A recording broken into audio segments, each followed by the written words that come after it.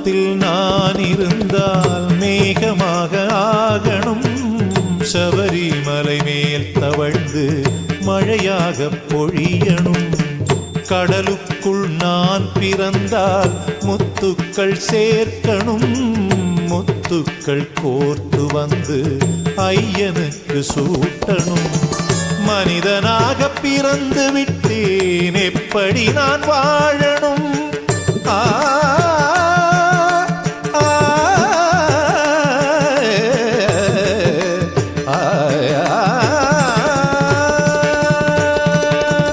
மனிதனாக பிறந்து விட்டேன், எப்படி நான் வாழணும்?